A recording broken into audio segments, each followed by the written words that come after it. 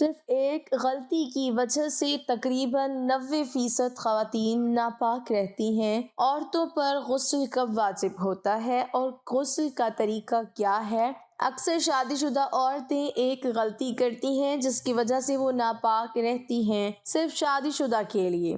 بسم اللہ الرحمن الرحیم۔ طہارت و نظافت ایک متم بالشان عمل ہے، آدمی کے لیے باعث زیب و زینت ہے، ایک سلیم الطبع انسان کے لیے سرمایہ عز و افتخار ہے، متمدن اور مہذب لوگوں کا شعار ہے، ترقی یافتہ اور زندہ دل قوموں کی پہچان ہے۔ اسلام اور مسلمانوں کا ذریعہ امتیاز ہے۔ نفاست و پاکیزگی دل کو آسودگی و فرحت عطا کرتی ہے، ذہن کو تازگی و بالیدگی بخشتی ہے، قلب و دماغ کو معطر کرتی ہے۔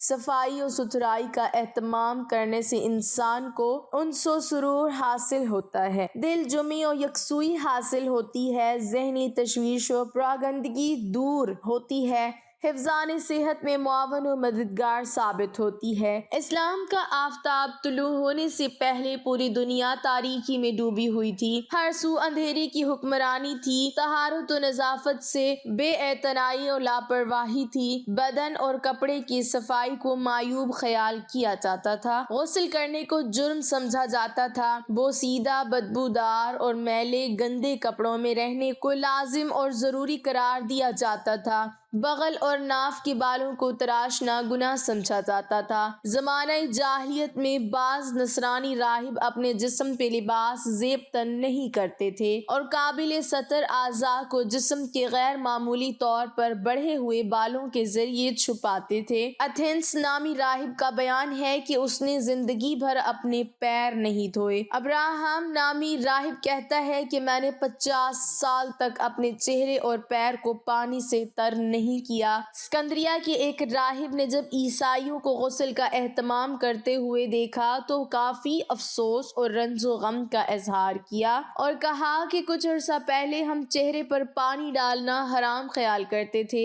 افسوس آج ہم لوگ پورے جسم پر پانی بہا رہے ہیں۔ مغرب کے لوگ اگرچہ اپنے آپ کو مہذب اور متمدن بتاتے ہیں، متانت و سنجیدگی اور تہذیب و شائستگی کے بلند بانگ دعوے کرتے ہیں، لیکن کچھ صدیوں پہلے ان کا خیال بھی اس سے مختلف نہیں تھا۔ پاپائے روم نے جرمنی کے بادشاہ فریڈرک پر جب کفر کا فتویٰ لگایا تو اس پر ایک بڑا الزام یہ تھا کہ وہ روزانہ غسل کرتا ہے۔ پاپائے روم روزانہ غسل کرنے والے عیسائیوں کو کافر قرار دیتا تھا۔ ایسے کافروں کو سزا دینے کے لیے پاپائے روم نے 1458 ہجری میں ایک مذہبی عدالت قائم کی اور روزانہ غسل کرنے کی پاداش میں پہلے ہی سال 2000 افراد کو زندہ جلا دیا گیا اور 70,000 کو قید و بند کی سزائیں جھیلنی پڑیں۔ میلے کچیلے لباس پہننے کی وجہ سے جوؤں کی یہ کثرت تھی کہ جب برطانیہ کا پادری باہر نکلتا تو اس کی قبا پر سینکڑوں جوئیں پھرتی نظر آتی۔ جب اندلس میں اسلامی سلطنت کا آفتاب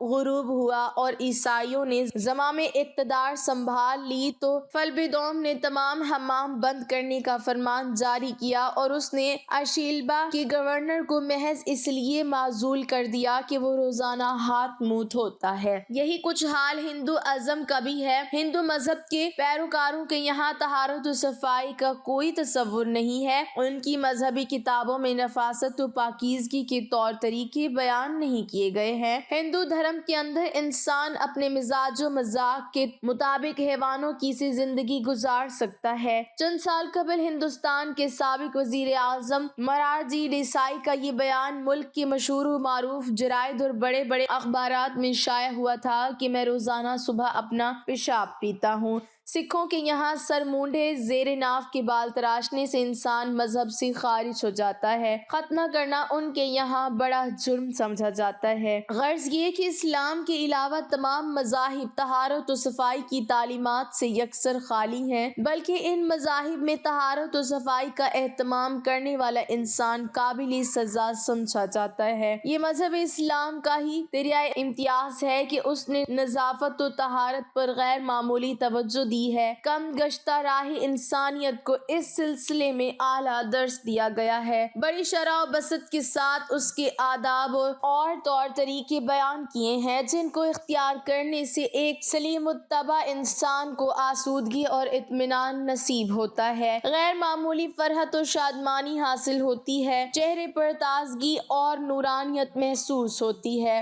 آپ نے غور کیا ہوگا کہ طہارت کے مسائل بہت تفصیل کے ساتھ بہت سے موضوعات ایسے ہیں کہ جو انسان کی ظاہری زندگی نہیں بلکہ اس کی نجی اور ذاتی زندگی سے متعلق بھی ہیں، لیکن اس طرح ان کو پڑھانا سکھانا بھی ایک ضرورت ہے، کیونکہ آپ صلی اللہ علیہ وسلم نے انصار کی خواتین کی تعریف کی کہ انصار کی خواتین کتنی اچھی ہیں جنہیں حیا دین کا علم حاصل کرنے سے نہیں روکتا۔ ہم دیکھتے ہیں کہ انسان اگر اللہ کے بتائے ہوئے طریقے کے مطابق زندگی بسر کرتا ہے تو اس میں خیر ہی خیر ہے، اور وہ خیر صرف اس کی اپنی ذات تک نہیں رہتی، بعض اوقات دوسروں کی بھلائی کا ذریعہ بھی بن جاتی ہے۔ ام المومنین حضرت سلمہ رضی اللہ تعالی عنہا روایت کرتی ہیں کہ حضرت ام سلیم رضی اللہ تعالی عنہا نے رسول اللہ صلی اللہ علیہ وسلم سے کہا، اے اللہ کے رسول صلی اللہ علیہ وسلم، یقیناً اللہ حق سے نہیں شرماتا، یعنی حق بات اور ایک اہم بات کو واضح کرنا ضروری ہوتا ہے، اور اس معاملے میں شرم سے کام نہیں لینا چاہیے، کہیں ایسا نہ ہو کہ انسان انجانے میں غلط کام کرتا رہے۔ تو یہ کہہ کر انہوں نے مسئلہ پوچھا کہ کیا عورت پر غسل واجب ہے جبکہ اس کو احتلام ہو؟ تو آپ صلی اللہ علیہ وسلم نے فرمایا، ہاں، لیکن جب کپڑوں پر نشان دیکھے تو اس پر غسل واجب ہوگا۔ حضرت ام سلمہ رضی اللہ تعالی عنہا نے شرم سے منہ چھپا لیا اور عرض کیا، اے اللہ کے رسول صلی اللہ علیہ وسلم، کیا عورت کو بھی احتلام ہوتا ہے؟ تو آپ صلی اللہ علیہ وسلم نے فرمایا، ہاں ہوتا ہے، تیرا داہنا ہاتھ خاک آلود ہو، یعنی یہ ایک پیار کی ڈانٹ تھی،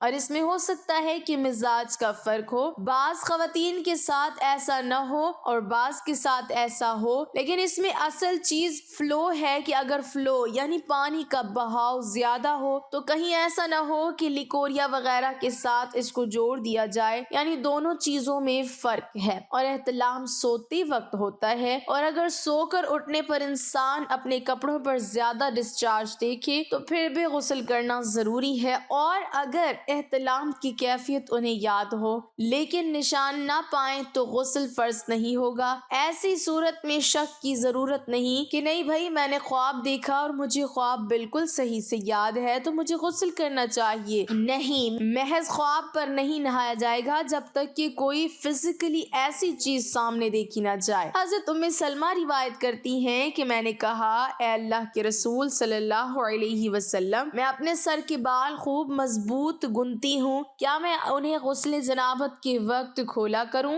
آپ صلی اللہ علیہ وسلم نے فرمایا، ان کا کھولنا ضروری نہیں، تیرے لیے یہی کافی ہے کہ 3 دفعہ پانی اپنے سر پر ڈالیں، پھر اپنے سارے بدن پر پانی بہائے، پس تو پاک ہو جائے گی، یعنی بالوں کی جڑیں بھیگنا ضروری نہیں، جسم کا بھیگنا ضروری ہے، سارے بال کھولنا ضروری نہیں ہے۔ حضرت عائشہ رضی اللہ تعالی عنہا کو خبر ملی کہ حضرت عبداللہ بن عمر عورتوں کو غسل جنابت کے لیے بال کھولنے کا حکم دیتے ہیں۔ حضرت عائشہ رضی اللہ تعالی عنہا فرمانے لگی، ابن عمر پر تعجب ہے، انہوں نے عورتوں کو تکلیف میں ڈال دیا، وہ انہیں سر منڈوانے کا حکم کیوں نہیں دے دیتے؟ یہ حضرت عائشہ کی ڈانٹ تھی۔ اس سے معلوم ہوا کہ غسل جنابت کے لیے بال کھولنے کی ضرورت نہیں، مگر یہ حکم صرف غسل جنابت کا ہے، غسل حیض کے لیے بالوں کا کھولنا ضروری ہے کیونکہ یہ مہینے میں 1 دفعہ ہوتا ہے۔ حضرت عائشہ صدیقہ رضی اللہ تعالی عنہا سے روایت ہے کہ رسول اللہ صلی اللہ علیہ وسلم نے غسل حیض کے لیے فرمایا، اپنے بال کھولو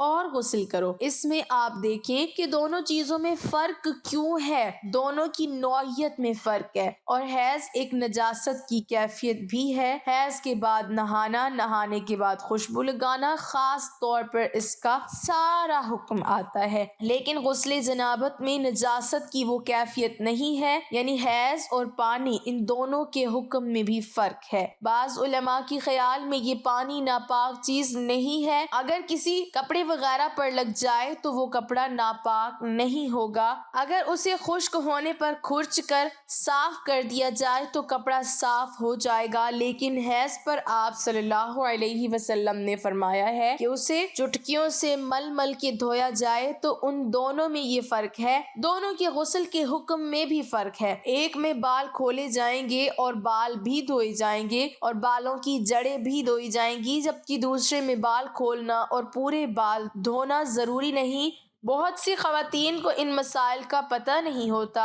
بعض اوقات ان کی وجہ سے شوہر کی نافرمانی اور آپس کے تعلقات میں فرق آ جاتا ہے۔ اگر دین کا صحیح مسئلہ پتہ ہو تو انسان ان تمام مشقتوں سے بچ جاتا ہے اور ایک نارمل روٹین کی لائف گزار سکتا ہے۔ تو معلوم ہوا کہ عورت پر غسل اس وقت واجب ہوتا ہے جبکہ وہ ماہواری حیض سے پاک ہو، اسی طرح جب نفاس سے پاک ہو یا شوہر کے ساتھ ازدواجی تعلقات کرے تو ان تین صورتوں میں غسل واجب ہوتا ہے۔ کافر مرد یا عورت جنب ہے یا حیض و نفاس والی کافرہ عورت ہے، اب مسلمان ہوئی، اگرچہ اسلام سے پہلے حیض و نفاس سے فراغت ہو چکی، صحیح یہ ہے کہ ان پر غسل واجب ہے۔ ہاں، اگر اسلام لانے سے پہلے غسل کر چکے ہوں یا کسی طرح تمام بدن پر پانی بہہ گیا ہو تو صرف ناک میں نظم باندھے تک پانی چڑھانا کافی ہوگا کہ یہی وہ چیز ہے جو کفار سے ادا نہیں ہوتی۔ پانی کے بڑے بڑے گھونٹ پینے سے کلی کا فرض ادا ہو جاتا ہے، اور اگر یہ بھی باقی رہ گیا ہو تو اسے بھی